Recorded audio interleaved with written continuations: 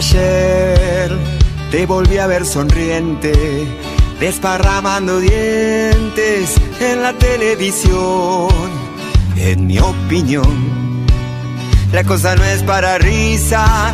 Si estamos en la cornisa, vos sos el empujón. Señores, se encuentran imputados en el presente juicio Roberto Armando Balmaceda, Leopoldo Luis Baume, Rubén Alfredo Boban, Raúl Carballo, Héctor Horacio Carrera, Jorge Héctor Di Pasquale, Miguel Osvaldo Checolás, Roberto Armando Félix, Ricardo Armando Fernández, Ricardo Juan García, Rodolfo Enrique Godoy, Emilio Alberto Herrero Anzorena, Carlos del Señor Hidalgo Garzón, Alejandro Alberto Menicini, Juan Carlos Ojeda, Carlos María Romero Pavón,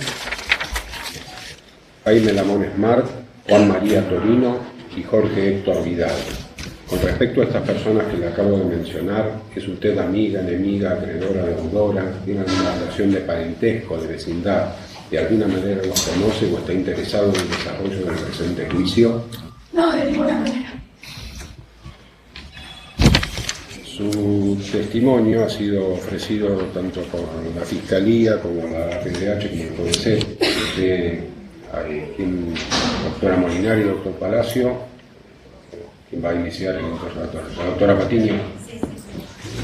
Tiene la palabra la doctora Patiño. Le voy a pedir, señora Luchín, le voy a pedir que hable al micrófono porque si no, no se va a escuchar. La miro y cuando respondo... Sí, igual no va a pensar que es una cuestión práctica, que mire directamente para el tribunal. Ok, perdón. Doctora Patiño. Bueno, buenos días, gracias. Buen día. Bueno, ante todo, agradecerte por venir a prestar tu testimonio. Gracias. Quería si podrías relatarnos las circunstancias en que fue secuestrado tu papá. Empezás con el relato de lo que sabes y y en base a tu testimonio nosotros podemos hacer algunas preguntas. Ok. Bueno, primero pedirle disculpas porque perdí la voz en el camino ayer a la noche, no sé qué me pasó. Después lo voy a ver en terapia, pero bueno, espero que me puedan escuchar. Mi papá desapareció el 20 de noviembre de 1976. Entre la noche del 19 y del 20 de noviembre llegaron a la casa donde vivíamos con mi mamá y mi papá, en Garay y Bolívar, en Raúl Mejía, un grupo de tareas, y entraron a la casa, rompieron la puerta.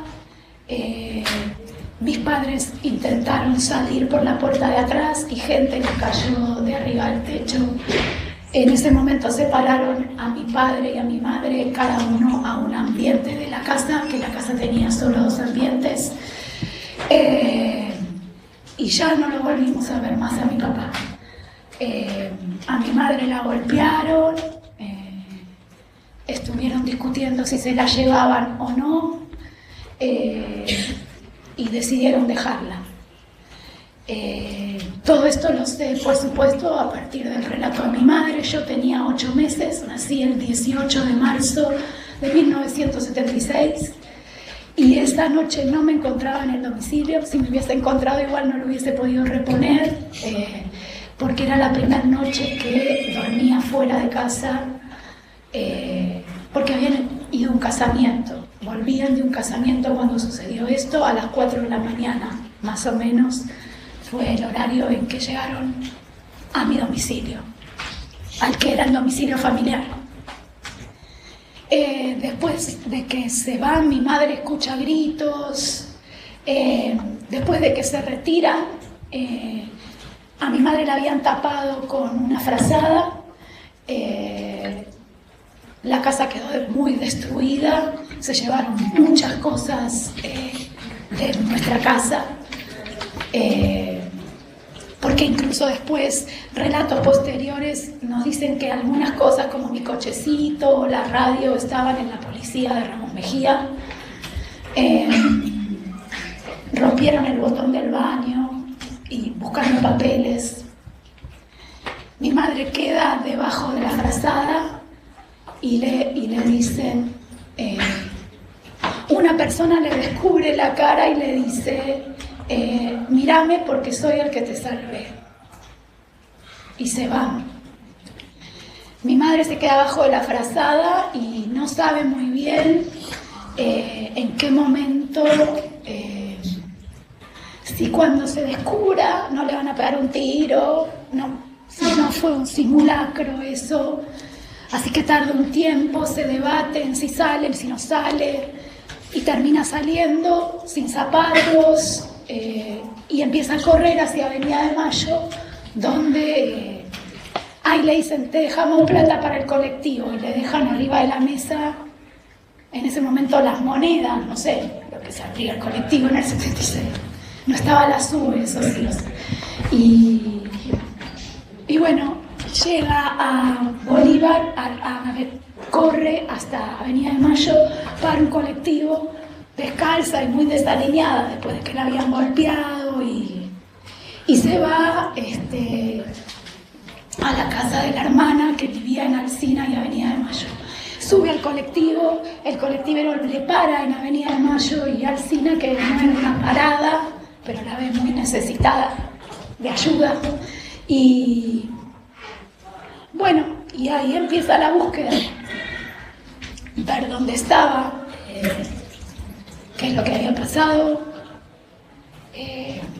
a dónde lo habían llevado, básicamente. Esas son las circunstancias de la desaparición, del momento del secuestro de mi padre. Florencia, Sí. ¿me puedes decir el nombre completo de tu papá? Mi papá se llamaba Ricardo Darío Chirichi.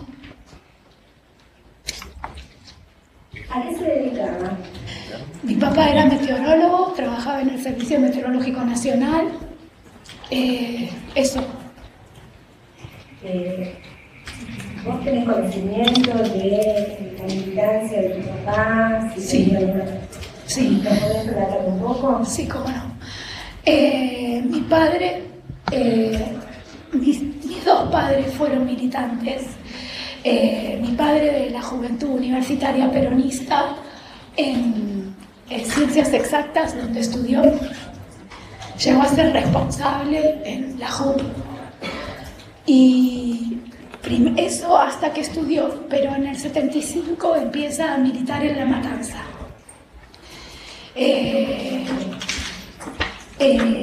Mi mamá siempre fue de la JTP en La Matanza, y hablo de mi mamá, que se llama Cristina del Río, porque por mi mamá es que conoce mi papá a Jorge Collet, que mi mamá y Jorge Collet, los dos militaban en La Matanza en la JTP.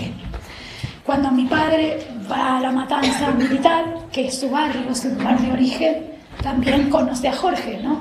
Por la militancia, pero ya mi mamá tenía varios años de militancia con Jorge. Ambos fueron montoneros, fueron encuadrados en la organización Montoneros. Mi madre deja de militar cuando queda embarazada por un pacto que hacen entre los dos, y deciden que, bueno, ella iba a cuidar de mí. Entonces, mi mamá queda embarazada en junio del 75, la situación estaba bastante compleja ya, y por una cuestión de preservación familiar, deciden que el que siga militando es él, y mi mamá, cuidaría del embarazo y de mí. Es una decisión de ambos. Dentro de cuando llega a La Matanza, por lo que trabaja el último tiempo es en esto de la creación del partido. Qué tremenda que es la memoria, a 42 años. Auténtico. Si me dan tiempo, me acuerdo. Del partido Auténtico.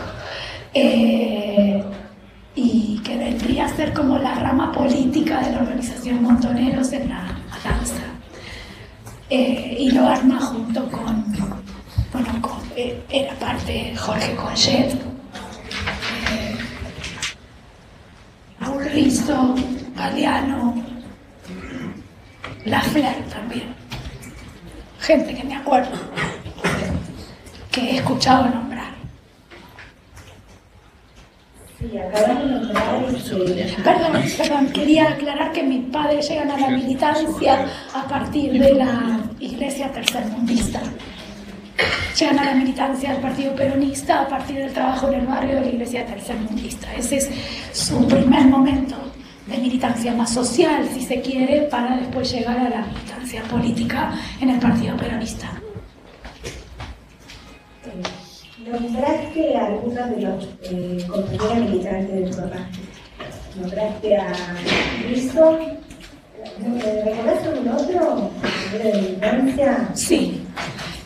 Alguien que era muy amigo en mi casa era Diego Velar, que era el abogado de la organización Montoneros.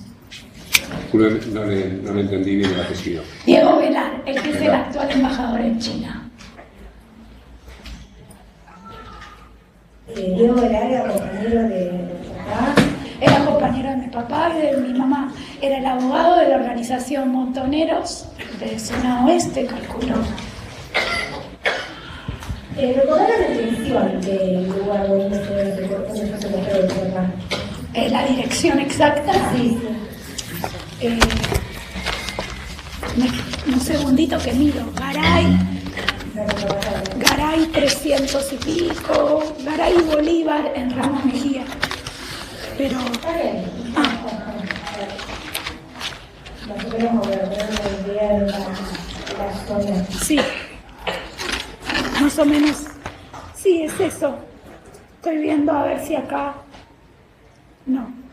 Pero sí, Garay 238, Garay 358, entre el 200 y el 300 de Garay en Ramos Mejía, muy cerca de la calle Bolívar, en la intersección de Bolívar y Garay. ¿Ustedes siguieron viviendo en ese domicilio? No. Después de que destruyeron toda la casa y mi madre salió escapando de esta situación que relaté al comienzo, nos vamos a vivir a la casa de mi abuela materna y no volvemos a ese domicilio. Después vendemos la casa y compramos un departamento, pero ahí no volvemos a vivir. Mencionaste que, bueno, después se llevaron a tu papá, empezaron con el peregrinaje, la búsqueda. ¿Tenés idea si hicieron alguna presentación, había corpus, alguna denuncia, alguien que quiera el organismo? Sí, yo acá tengo la fotocopia de 2 habeas corpus que presentó mi abuela. ¿Sabés? ¿Está bien? ¿Sabés dónde? Están presentadas en Talcahuano. Supongo que esto es el Palacio, ¿no? Sí. De Justicia. Ahí están presentados los 2 habeas corpus. Ahí. Talcahuano 550, tercer piso, Capital. Dijiste que fueron presentados por tu abuela. ¿El nombre de tu abuela? Nélida Fiornelisa de Chirichimo. Ella, acá puse el pañuelo, fue madre de Plata de Mayo, le decían Quita.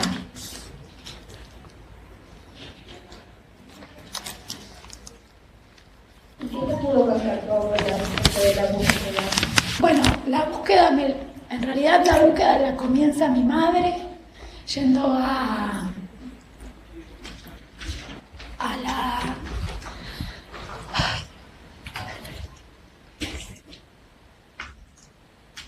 Dijiste que eran militantes creyentes católicos. Sí. Después van a terminar en la iglesia Santa Cruz. Y de hecho mi abuela declara en el juicio de la iglesia Santa Cruz. Pero primero van a la Liga del Hombre. Mi mamá. Mi abuela todavía no. De hecho mi abuela no va a los primeros encuentros de las madres en la plaza. En abril del 77, en la primera reunión, no está mi abuela. Sí está Pepa de Noia, a la cual conocí mucho y de hecho hice una obra de teatro sobre su vida. Pero no está mi abuela, sino que mi madre empieza a ir a la Plaza de Mayo. Porque venían de la Liga del Hombre. Bueno, llegan a la iglesia Santa Cruz en la iglesia de Santa Cruz. Bueno, llegan a la iglesia de Santa Cruz, pero mientras tanto iban yendo a distintos regimientos, se entrevistaron con los hermanos Rearte en Campo de Mayo, con Gracelli. De hecho, en la cámara tiene los archivos de Gracelli, está la ficha de mi papá, que yo tengo una fotocopia legalizada por la cámara. Bueno, van haciendo todo esto paralelamente, pero aparte íbamos todos a la iglesia, fueron a distintas iglesias. Algunas iglesias les abrían la puerta, otras no. La iglesia de Santa Cruz les abrió la puerta y se juntaban ahí. Entre los que se juntaban estaba Astiz, infiltrado con el nombre de Gustavo Niño. Porque decía que venía de Mar del Plata, que tenía a su hermano desaparecido y que estaba solo acá, las madres lo albergaron. Esto lo relata mi abuela en el juicio de la iglesia de Santa Cruz. Lo interesante de esto y de la búsqueda que viene al caso de la situación es que una de las veces que fui a la iglesia de Santa Cruz, yo muy chiquita, mi mamá a veces no tenía con quién dejarme, estaba haciendo mucho lío en la iglesia y mi mamá sale y Gustavo Niño sale, o Astiz sale con ella, y en un momento me tiene en brazos, que dice que linda la nena, y le empieza a hacer una serie de preguntas, pero una de las preguntas que le hace a mi mamá es: ¿tu marido estaba en la joda? Cuando le dice esto a mi mamá, se le prende una alerta, entiende que la manera de definir la militancia, mala palabra, joda, y que le suena un tanto marcial el término, por lo menos. Entonces le dice a mi abuela que le parece que es un infiltrado que viene de alguna fuerza. Le dice puntualmente milico. Y mi abuela le dice: no, nena, pobrecito, Gustavito, está solo, viene de Mar del Plata. Esto pasó unos meses antes de después el secuestro de la gente en la puerta de la iglesia de Santa Cruz. Y lo que pasa en la iglesia de Santa Cruz es que mi abuela declara, porque es una de las sobrevivientes, ese día ella se queda hablando con el cura y cuando sale ve cómo todos los falcos se llevan a las personas y María del Rosario queda agarrada a la reja y ya no entraban los coches. Ese es el relato de mi abuela, falcón de civil, ¿no? Y la dejan, tironean, pero como no entran en el auto, la dejan. Bueno, entonces ahí deciden que los jóvenes no estén tan presentes o tan adelante. Después de la desaparición el 8 de diciembre de todo este grupo de gente, las monjas, Azucena desaparece. Como no estaba ese día, 2 días después la secuestran de su domicilio, el 10. Y bueno, se lo llevan y no los volvemos a ver. Encontraron los cuerpos después en Uruguay, creo, no me acuerdo, eso ya lo pierdo en el tiempo. Pero bueno, mi abuela entonces ahí había empezado a ser madre Plaza de Mayo activa. Y bueno, hace la huelga de hambre en la Basílica de Quilmes. Bueno, todos los jueves iba a la Plaza de Mayo. Y es una militante activa de madre de Plaza de Mayo hasta mitad de los 90, que tiene un infarto. Y bueno, y ya decide que no le da el cuerpo para seguir activamente buscando, lo que no quiere decir que no estaba en permanente comunicación con la asociación y participando de muchas actividades, pero desde un lugar quizás más periférico. Al comienzo iba todos los días a a la casa, primero donde se juntaban, y después de lo que pasa en la iglesia de Santa Cruz, las madres de Plaza de Mayo empiezan a tener una notoriedad internacional, entonces empiezan a llegar dinero y pueden tener su primera casa, la casa de las madres, y es ahí donde iba todos los días a trabajar, porque una de las cosas que cuenta la abuela es que las veces que cayó presa, cayó 5 veces presa. Le preguntaba al policía ocupación, les preguntaban a todas y todas les decían, estoy buscando a mi hijo. Él le volvían a preguntar, ocupación, estoy buscando a mi hijo. Y ella dice, y ellos con mucha bronca ponían ama de casa.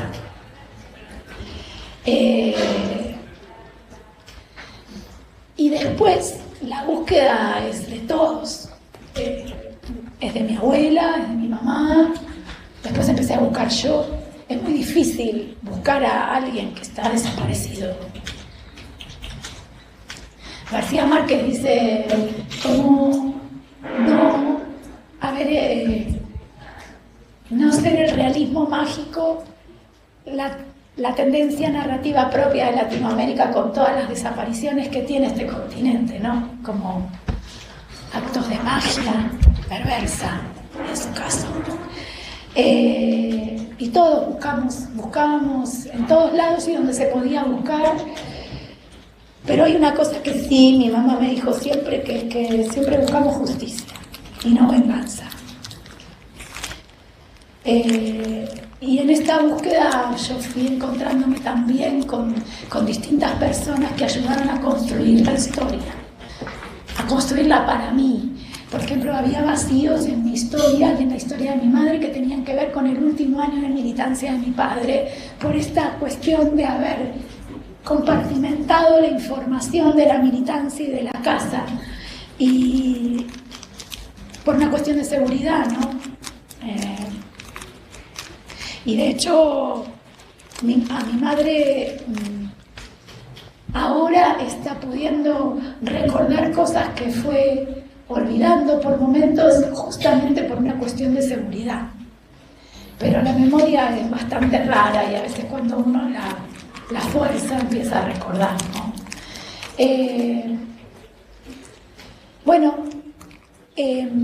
En esta búsqueda ya personal y no de la abuela ni de mi madre, me encuentro 2 personas. Quisiera decir también que hay un nombre, perdón el desorden, hay un nombre que resuena en la historia permanentemente, que es el Gordo Luis. El Gordo Luis, lo que dicen es que es el responsable de la zona oeste, y que cuando cae, cuando digo cae, es cuando lo secuestran o lo detienen, no, detenerlo no, porque hubiese sido un poco más legal la cosa. Cuando lo secuestran, él dice, voy a colaborar, no me hagan nada, y el relato es que entregó a toda la zona, que ha dado datos de los domicilios de cada uno de los compañeros, y yo pensé que era solamente el relato, pero mi mamá me confirma que eso se lo dice Diego Velar. Volviendo allá atrás, ¿no? Y volví allá atrás porque justamente después de que cae el Gordo Luis, quien pasa a ser responsable de mi papá en la matanza es Raúl Cubas. Al descabezarse la zona, empiezan a moverse. Sabemos que la organización montonera es una organización vertical, entonces si la cabeza no está, empiezan a subir los que están abajo a rangos superiores, ¿no? Y Raúl Cubas pasa a ser el responsable de mi papá. Esto lo sé porque en el año 2010 me voy en un viaje a Venezuela, donde estoy viajando mucho tiempo, un mes, y un compañero de hijos, muy amigo, por otro lado, me dice, hay un compañero de tu papá en Caracas que te está buscando, que te quiere conocer. Yo le dije que estabas acá, que eras la hija de Ichimó, Y me dijo, él no sabía que Ricky tenía una hija y dice que cuando pases por Caracas lo llames. Y lo llamé. Y entonces estuve en la casa de Raúl Cubas 3 o 4 días. Fue muy atento conmigo y con unas amigas que estaba viajando y me contó cuestiones sobre mi papá. Una era que él fue el responsable de mi papá de la caída del gordo Luis. Lo nombra al gordo Luis. Y después me cuenta cosas anecdóticas de su relación, como que él trabajaba en la revista 7 días y ya no podía volver porque estaba perseguido, pero necesitaba cobrar el sueldo. Y mi padre se ofreció, a riesgo de que le ocurriera algo, ir a cobrar su sueldo para dárselo. Y él lo que decía es que estaba eternamente agradecido de esa actitud, de esa acción. Cada vez que me crucé con gente que ha conocido a mi papá, siempre me hablan con mucho cariño y definen un hombre muy noble. Es una pena que lo hayamos perdido. Por lo menos es una pena. Como sociedad, digo, haber perdido tanta gente en el camino. Bueno, Raúl Cubas entonces me da datos de cosas que mi madre en ese año no puede reponer porque no se lo contaban entre ellos, justamente por una cuestión, insisto, ¿no?, de seguridad. Y otra de las personas significativas que yo me cruzo es Anilda Eloy. A mí en el 2006, la Facultad de Ciencias Exactas de la UBA me entrega el título, el nombre, en mi persona, o sea, me lo entregan a mí, pero es el título de mi papá.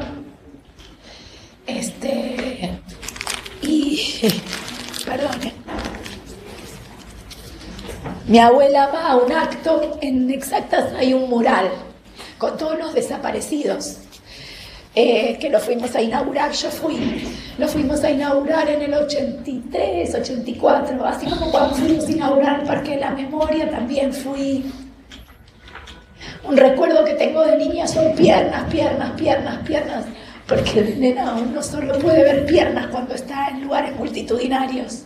Entonces en las marchas yo registro piernas, ¿no? Bueno, vuelvo a la entrega del título, que me parece importante.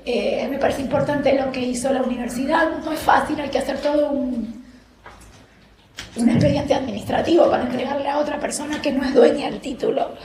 Mi abuela, para el 24 de marzo del 2006, va a un acto a Exactas, a 30 años del golpe, y le pide al que en ese momento era el decano, que dice: yo quiero el analítico de mi hijo, porque mi papá la última materia que da, la da el 4 de marzo del 76. Y entonces el decano me cuenta que se pone a buscar y dice: no, pero acá no hay que dar un analítico, acá hay que dar un título. Es licenciado en meteorología, se recibió. Entonces le preguntan a mi abuela si quieren que me van a entregar el título, le dicen, y si quieren que sea en forma privada o pública. Mi abuela dice: forma pública, quiero que me lo entreguen. Y 15 días antes de que se lo entregaran se cayó y se quebró la cadera. Entonces alguien tenía que ir a buscar el título, ahí partí yo. Y bueno, y me encontré ahí con una situación muy emocionante, con mucho cariño de la gente, y me dan el título. Pero Nora Cortiña, Norita, que es muy amiga de mi abuela, me dice: nena, andá a leer la declaración de Anilda Eloy, que ella es la última que vio a tu papá. Nosotros ya teníamos el certificado de desaparición forzada que yo había tramitado en la Secretaría de Derechos Humanos, y el último dato que ponen último lugar donde fue visto, dice Brigada de Investigaciones de Avellaneda. Entonces, cuando llego a casa, leo en realidad la leo cruzada. La declaración de Nilda Eloy es muy tremenda. La declaración que hizo en los juicios de Alfonsín, ¿no? Estoy hablando de esa declaración. Y en un momento el relato de ella llega a una situación que es, nombra un grupo de gente y dice, un señor, Nilda Eloy tenía 17 años y mi papá 27. Un señor meteorólogo, Chichi, Chidí, Chichimo. Y yo dije, entre este apellido que me tocó, que no es un apellido, así como muy común, digamos, Chidichimo, el que aprendió a decir Chidichimo, no se lo olvida más.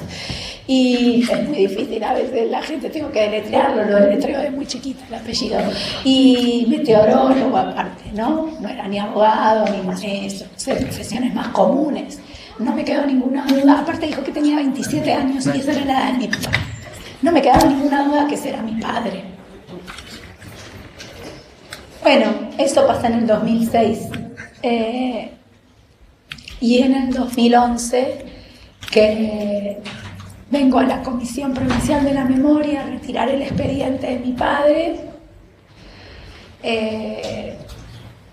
llego, primero lo pido, vengo con una gran amiga que también tiene su padre desaparecido y tramitamos las dos el expediente y nos dicen que tenemos que volver en un mes. Cuando volvemos al mes, que hoy miraba que fue más o menos el 25 de agosto del 2011, yo entro y veo a una persona que sabía que era Nilda Eloy, porque Nilda Eloy tenía un pelo canoso, largo, y yo ya la había visto en una foto, pero estas cosas que uno no sabe si eso que se declaró en el 80 y pico todavía la gente se lo acuerda, si abrirle la herida al otro no lo pone en una situación incómoda, si quiere seguir abriendo la herida de decir que estuvo en un centro clandestino de detención, lo que sea, no me le acerqué directamente, sino que lo que dije, voy al lugar donde tenía que remitirme, que era todo en un cubículo no más grande que esto,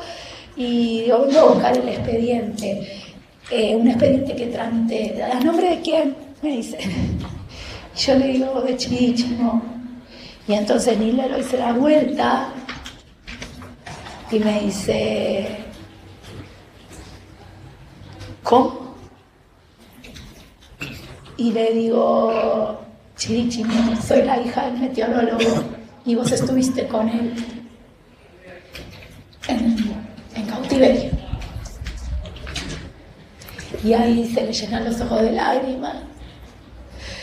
A mí también, a mi amigo también. Lloramos las tres y nos abrazamos.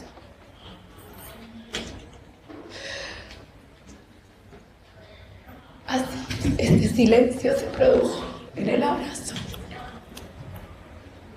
Y durante 1 hora y media estuvimos paraditas ahí, hablando.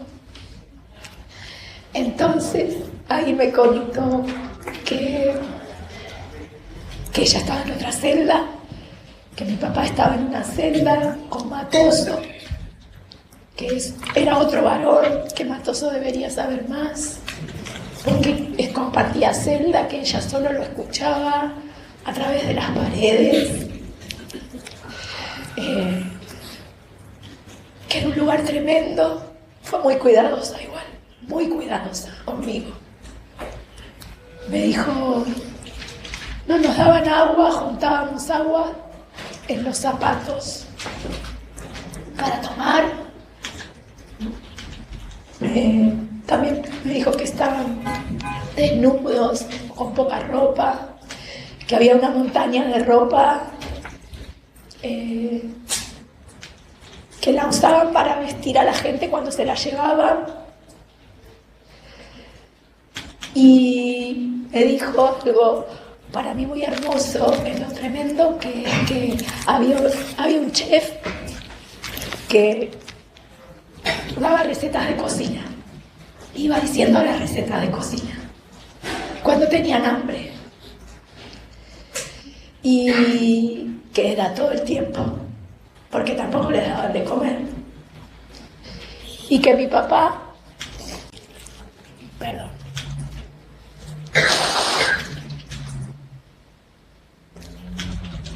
sí, voy a tomar un poquito.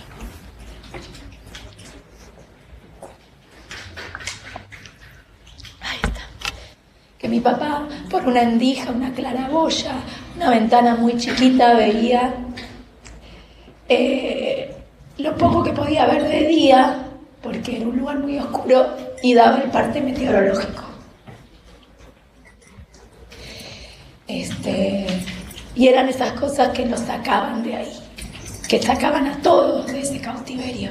Me dice, tu papá estaba afuera, tu papá tenía la cabeza afuera.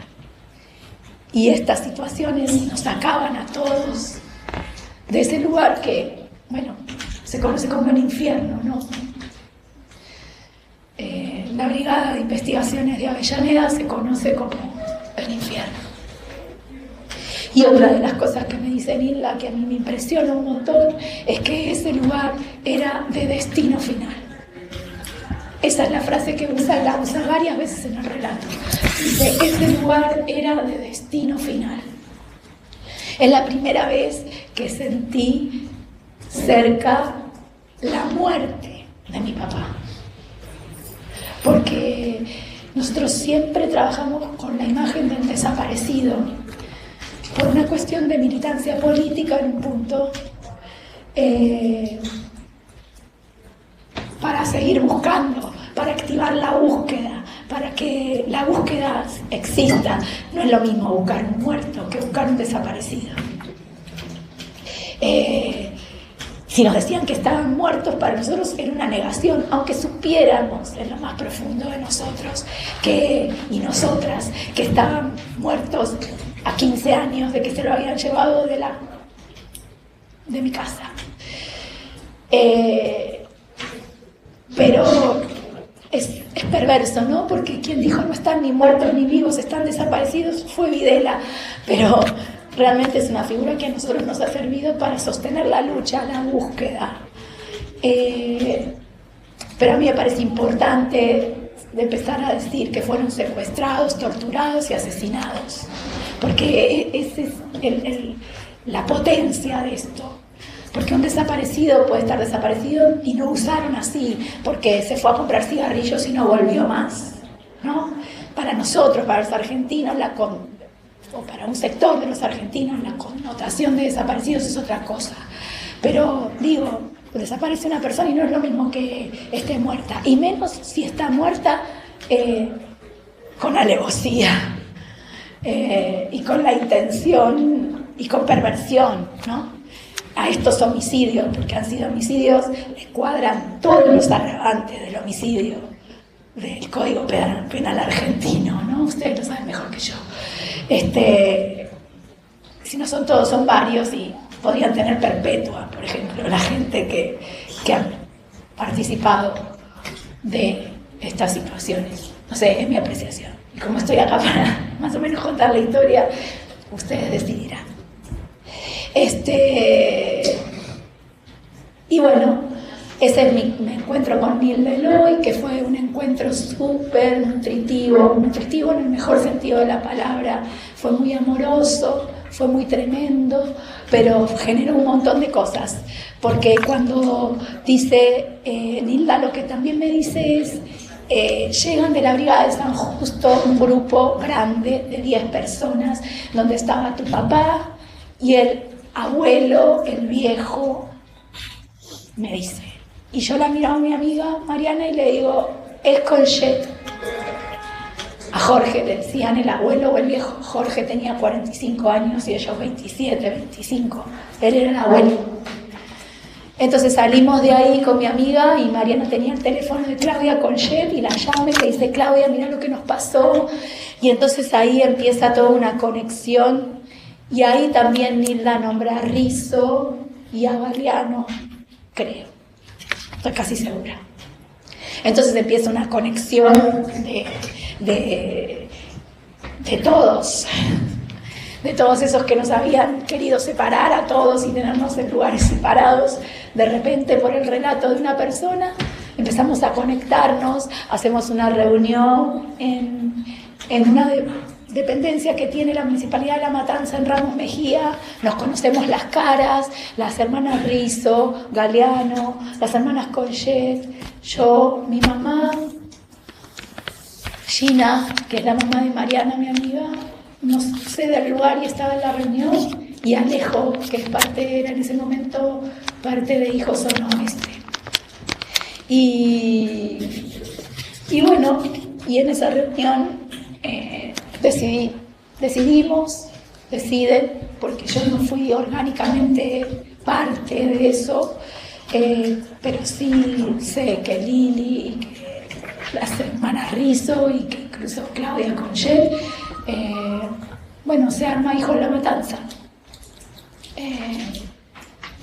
Que entre otras cosas, aparte de trabajar para la memoria en cada una de las escuelas con sus relatos, una de las cosas que me parece importante que están haciendo es que este lugar, la brigada del San Justo, pase a ser un lugar de la memoria, ¿no? Como es la brigada Avellaneda, como es el Gorquigrana, y que todavía no se está pudiendo, la mansión Seré es el Gorquigrana, ¿no?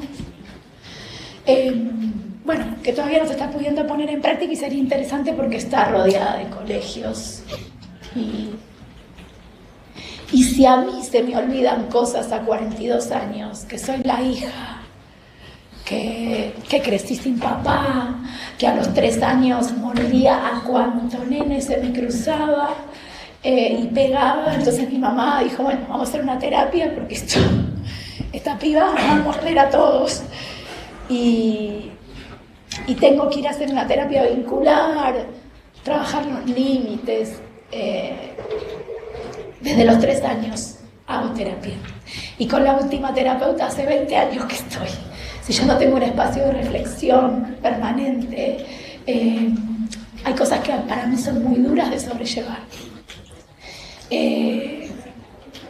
A los 3 años trabajamos los límites. Bueno, a los 7, 8 años pensaba que un hombre malo iba a entrar a un piso 16 que tenía esas rejitas cuadraditas así por la ventana a la noche. Él tenía miedos nocturnos y no podía dormir.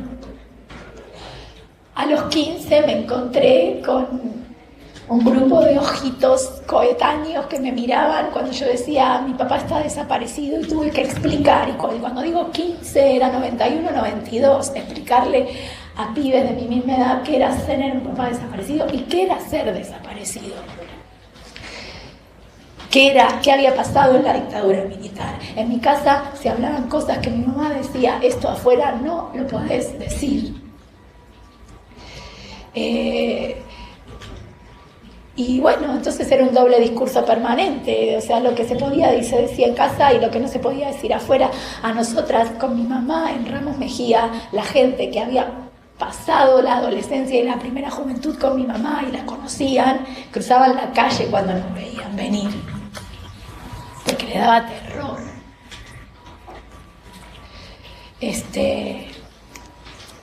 Y yo ahora soy concubina, pero tengo 2 hijos, uno de 4 años y una beba de 2 meses, pero lo que a mí me costó armar una pareja, tratando de elaborar un Edipo con un padre desaparecido, no ha sido fácil. Sin embargo, mi madre siempre trabajó para el amor. Mi mamá tiene un hijo con su segunda pareja, que es mi hermano, y esa pareja actuó de padre del corazón a lo largo de la vida. Y esa persona fue incluida por mis abuelos, los papás de mi papá, con mucho amor. Y tratamos de ensamblar. Ahora, esto que se conoce tanto de las familias ensambladas, bueno, ser una familia ensamblada en pleno 80 y con un desaparecido en el medio, era un lío, por lo menos. Y por otro lado, también visto con los ojos del de afuera, era un desquicio. O sea, era algo muy distinto, había que vivir siendo la otra edad, el otro, el distinto, los otros, las otras, diferentes. El silencio, el no decir. Mis viejos siempre quisieron que yo fuera a un colegio del Estado, siempre pensaron en el Dorrego de Morón. Pero cuando mi mamá me quiso mandar en primer grado, que yo tenía, era 81, en el 81, el tema era que la guerrilla era una cosa tremenda y hablaban de los desaparecidos de una manera tremenda y de los hijos de los desaparecidos de una manera horrorosa. Mi vieja dijo, no puedo mandar a una nena de 6 años a que escuche esto. Y entonces terminé, mamá fue al colegio Alemaús, que es un colegio católico que está enfrente de la base aérea de Palomar. Y había mucha gente, muchos chicos hijos de militares y yo siempre sentí que estaba como infiltrada, pero que era el mejor lugar donde estar más cuidada ahí. Pero entonces era muy difícil porque mi historia la tenía que silenciar. El silencio, el callarse, el no decir, fue algo que mucho tiempo nos acompañó. Ni hablar cuando vinieron las leyes de punto final y de obediencia de vida, y mucho peor cuando vino el indulto. Decir que mi papá era montonero, recién lo he dicho después de los 2000, eran militantes peronistas, era una mala palabra decir eso. Y aparte de ser una mala palabra, era peligroso.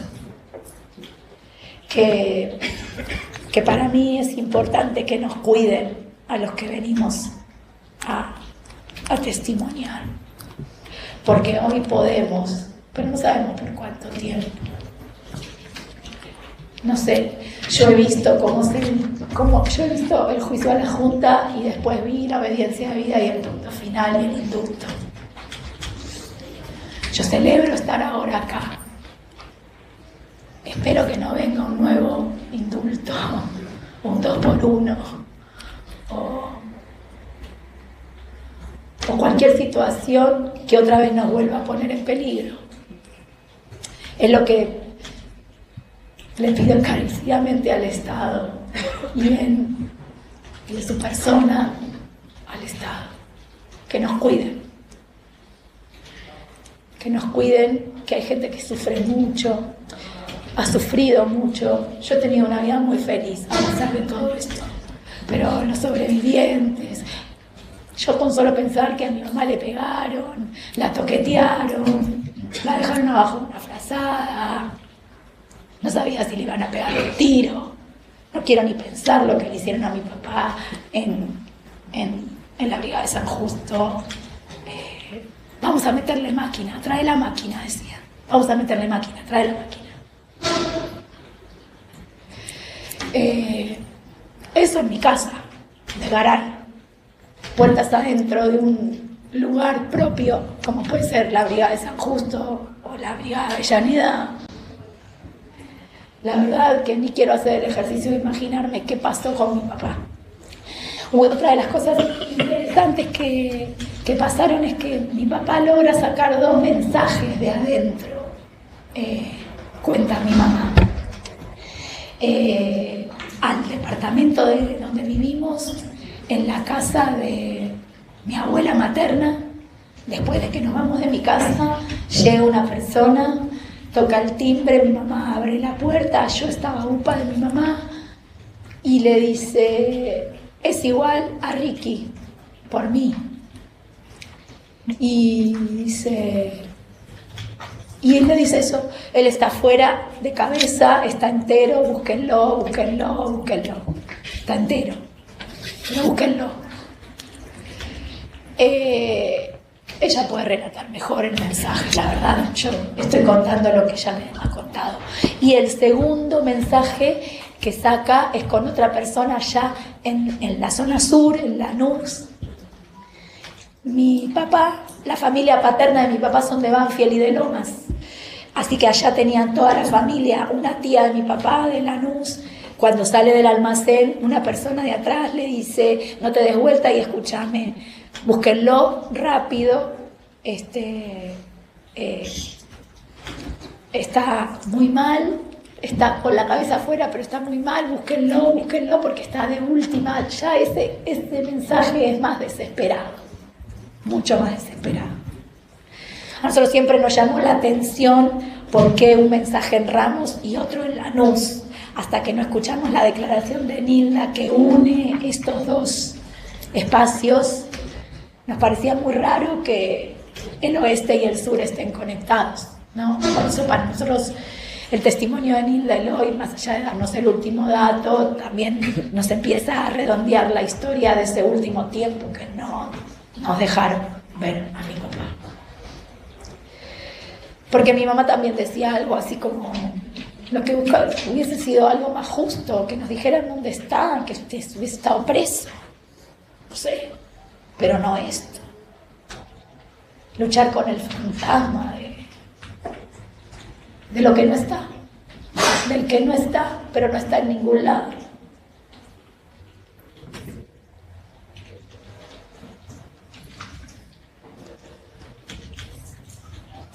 Otro papel que tengo acá, una fotocopia, son las amenazas que recibió mi abuela. Eso es importante. Mi abuela, a mí me parece importante.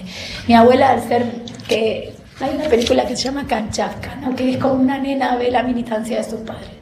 Y esta anécdota que les voy a contar, a mi abuela le escribieron en la casa de Caupolicán 546, que es la casa materna y paterna de mi papá, con aerosol rojo MT.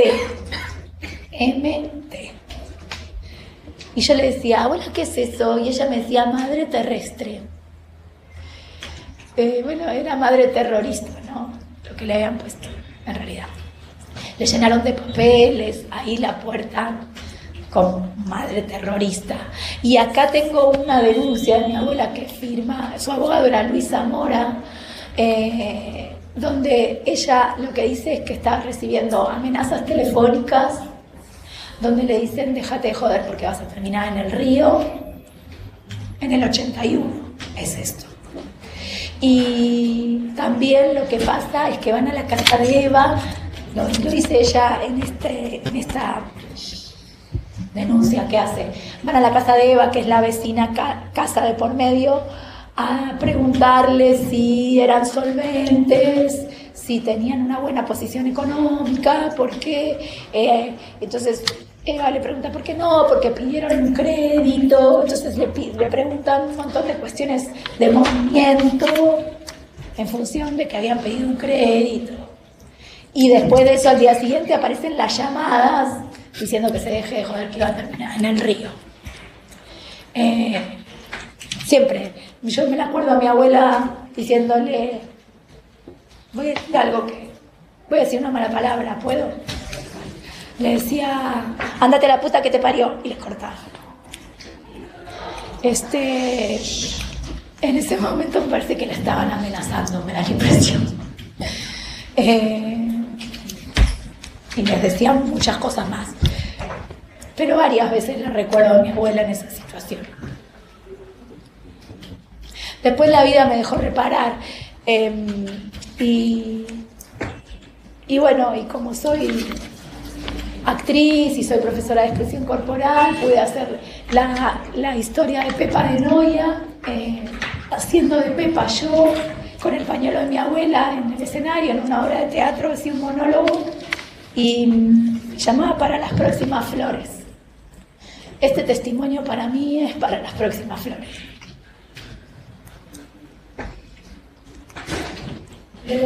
Sí. ¿Me recordás la edad de tu papá dentro de todo esto? Sí, 27 años tenía. ¿De tu mamá?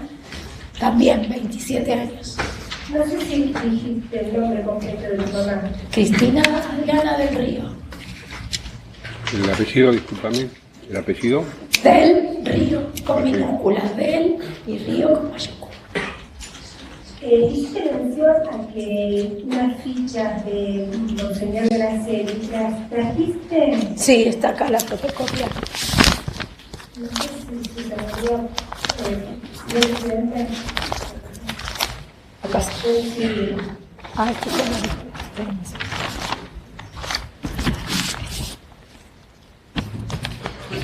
Esto es...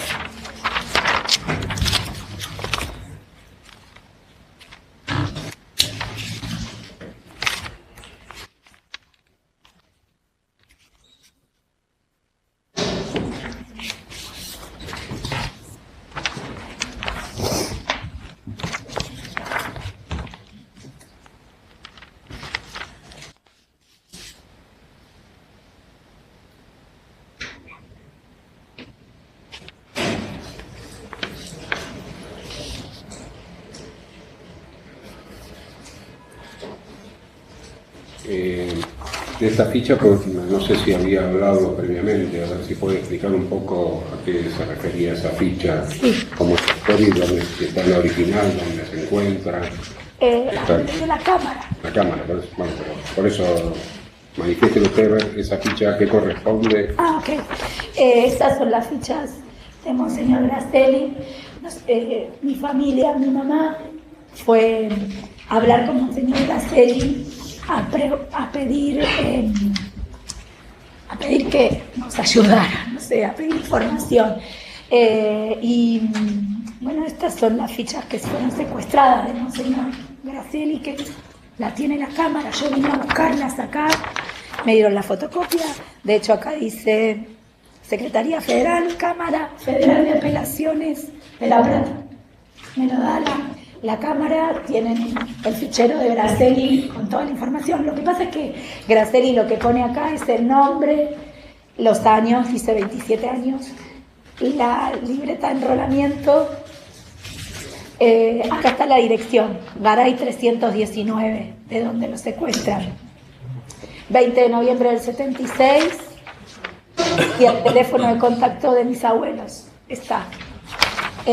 Abajo hay dos inscripciones de él, una que dice 7 de marzo 77, S/N, que nosotros presumimos que quiere decir sin novedad, y 4 de abril del 77, y ahí dice C, primero, 2 puntos, ref, 12, 2 puntos, 4, 13-4. Y cuando yo veo las fichas de Conchet, que también está, estos números, hay números que coinciden y otros que no. Hay algo críptico acá que tiene que ver con su anotación, que debe tener que ver con lo que no nos quiso decir. Lugar del operativo Garay 319. Otra cosa que me parece importante decirles es que mi mamá trabajaba en La Matanza, jardines y guarderías, y que trabajó hasta febrero porque le dijeron o renunciás o en la libreta cívica te ponemos subversiva por el artículo 6º. Entonces mi mamá se quedó sin casa, sin trabajo y con una nena de 8 meses. Básicamente, decir que teníamos una familia que nos ayudó, pero lo que hasta ese momento nos sostenía, dejó de sostener, incluso el material. Esta es la ficha. Le puedo dejar la fotocopia, pero me parece que está acá. A ver, ¿qué es el pedido que quiere hacer la querella? Sí, solicitamos que puede ser incorporada a la causa. El original ya había sido puesto a disposición. Esa es una copia original. Sí, es una copia, por eso es una copia certificada. Acá tengo la copia certificada posta, digamos, que me dieron acá. Esta es la copia original. Esta es la ficha. Yo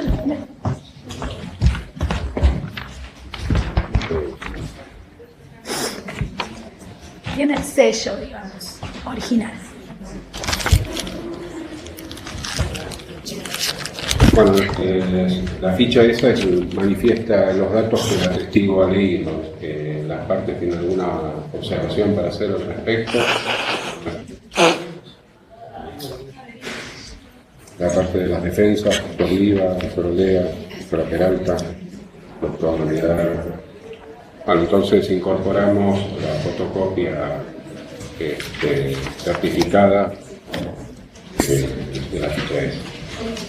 Otra cosa, las amenazas que recibe la aplicadas, que habías comentado, ¿recordás ese domicilio? Sí, Caupolicán 546. ¿Y esto es dónde? Esto es en el barrio de Don Bosco, en Ramón Mejía. ¿Repetimos por la altura? ¿Caupolicán? ¿Cómo? ¿Me repetís la altura de Caupolicán? Sí, 546. Dijiste que presentaste una presentó denuncia. Sí, acá está. Sí.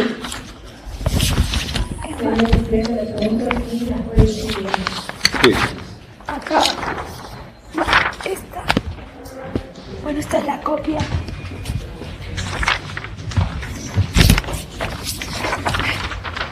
Y ahora busco el original.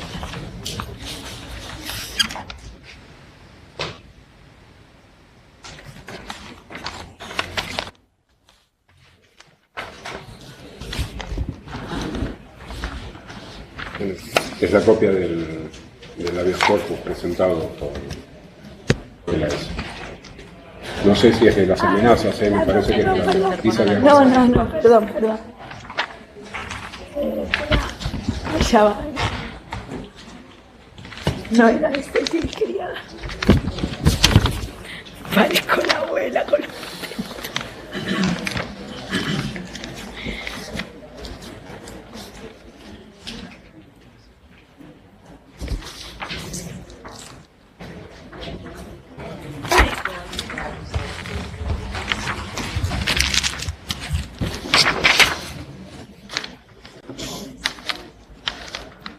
esa es la copia y tengo como un original. Pero para qué.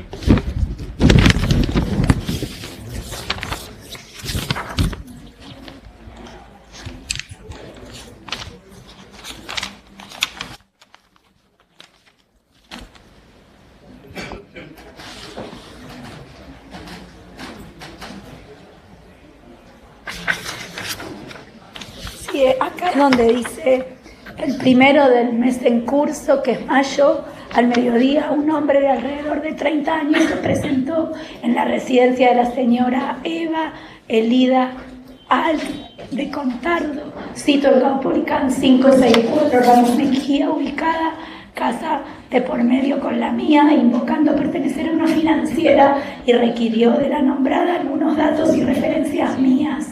Entre ellos preguntó sobre el concepto que yo gozo en el barrio, actividad que desarrollo, constitución de mi familia, antigüedad en el lugar, si alquilo o soy propietaria, si poseo cuenta bancaria, actividad de mi esposo, etc.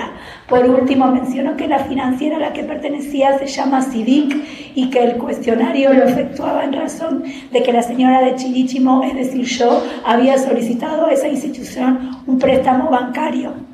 Totalmente negativo, agrega. Estimo, letra de ella, estimo pertinente informar a vuestra señoría, dado el contenido de la amenaza telefónica recibida, que soy miembro de Madre de Plaza de Mayo, que como es público y notorio, nuclea a miles de madres cuyos hijos fueron detenidos, ignorándose desde entonces su paradero. Es decir, se encuentran desaparecidos. Entre ellos mi hijo Ricardo Darío Chirichimo, que fue secuestrado el 20 de noviembre del 76. Por otra parte, y además de mi colaboración activa con las Madres de Plaza de Mayo, he publicado asiduamente en el diario La Prensa poemas cuyas fotocopias acompaño, en los que aludo a hechos de los que fue víctima mi hijo Ricardo Darío y reclamo su aparición con vida. Bueno. Entonces, eso es. Esta es la denuncia que he hecho por amenazas. Sí. El 11 de mayo del 81, la denuncia es del 15 de mayo del 81 en el juzgado penal número 3, secretaría 5 de Morón. Sí. Las partes tienen alguna objeción al respecto. Las denuncias no, las defensas. Señor presidente, solicitaría ver esta y también, si es posible, la ficha. Esta. Vamos a acercar y Ah, sí.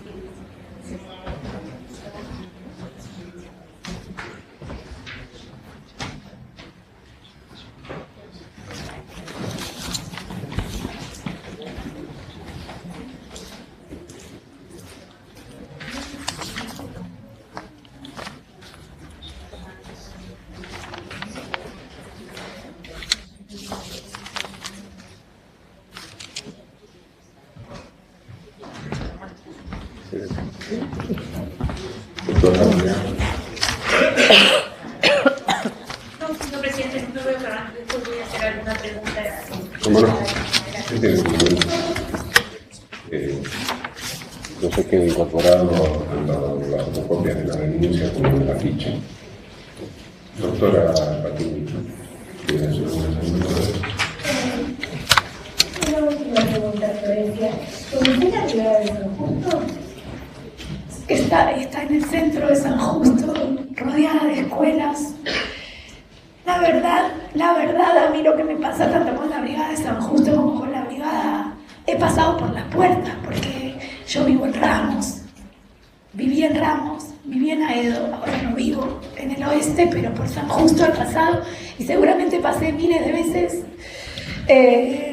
pero no era un lugar identificado como un centro clandestino de detención por mucho tiempo. Entonces, si me dicen si la tengo que identificar, no la identificaría, pero sé perfectamente dónde está, sé que está en el centro de San Justo, y me parece inaudito que un lugar de secuestro y tortura haya estado en un lugar tan visible.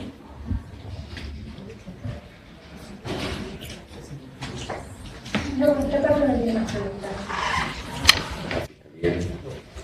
Para entonces, doctora Esperanza, doctor Vivas.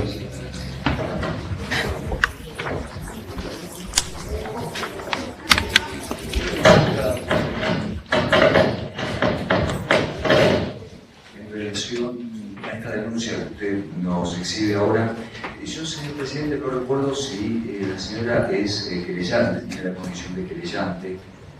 Soy testigo.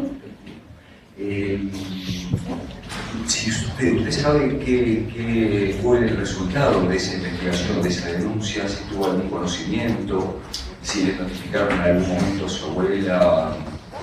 ¿Quiénes la habían? Claro, el resultado de la investigación, digamos, ¿no? ¿Cómo terminó? De la denuncia de amenazas que había formulado. No, la verdad que no. No tengo conocimiento. Lo pueden averiguar, está en el juzgado. Pero yo conocimiento estamos hablando del 81, ¿no?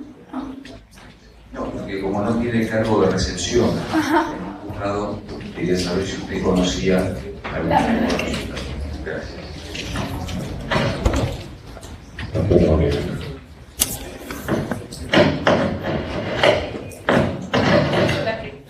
Una sola pregunta.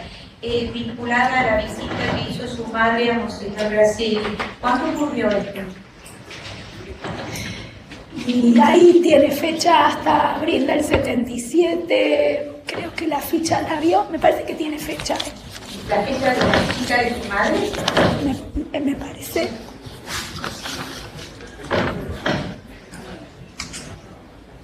...20 de diciembre, dice arriba. 20 de diciembre del 76, ¿no? Porque después él informa abajo 77. dos cosas de abril. Ahí hay una fecha, y usted dice que la fecha 20 de diciembre del 76 corresponde a la fecha... Al momento de la visita, está acá arriba, cómo se ponen las fechas en las cartas, ¿no? Está bien en el margen derecho, ahí dice 20 de diciembre, como si inaugurara con esa fecha la cita. Inaugura con esa fecha la cita. Tal cual. Gracias. No, de nada. Doctora Peralta, doctor Violeta. Sí, doctor. Solo una aclaración. Buenos días, Florencia. Buen día. Vos mencionaste que tu papá estuvo en San Justo. Sí. ¿No? En la brigada San Justo. ¿Recordás cómo te enteraste de esto? Por Nilda. Acá en Nilda. Sí, cuando Nilda dice, viene un grupo grande de San Justo, donde estaban Ricardo, donde estaba tu papá, Jorge, Conchet, bueno, ya dice la abuela, y Rizo y Galeano, pero me lo dice Nilda cuando la cruzó en la DICMA, en la Comisión Provincial de la Memoria. Bien, bueno, muchas gracias. No, de nada. ¿Y quiere hacer alguna manifestación más? Y quiero decir, Sí. quiero decir que para mí es muy importante estar acá, que por dos cosas, dos imágenes me vienen. Una, mi mamá diciéndome desde muy chiquita, que ya lo dije, nosotros buscamos justicia y no venganza. Y otra imagen que me acompaña hoy es a mi abuela diciendo, saliendo del juicio a la ESMA, declarando por la Iglesia de Santa Cruz, diciendo misión cumplida. Y se murió, a los 6 meses se murió. Y quisiera decirles un poema que alguna vez les escribí a mi papá, a mi mamá, a mi abuela, y me voy ya.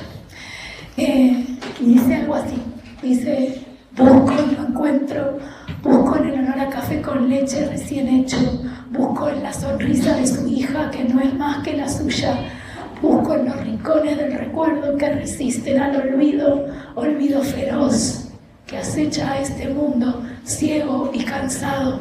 Busco verdades de otros porque las mías no las tengo, y espero que este tribunal, después de 42 años, nos ayuden en la búsqueda de la justicia, porque golpeamos muchas puertas en este Poder Judicial que se considera independiente por muchos años, y realmente siempre encontramos puertas bastante cerradas.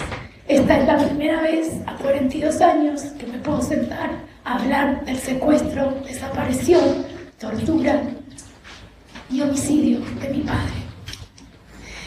Y en los mieles del tiempo pude haberme olvidado algo. Espero que haya dicho todo lo necesario como para que se haga justicia. Aparte, ¿tiene alguna pregunta más? Señora, su declaración ha terminado.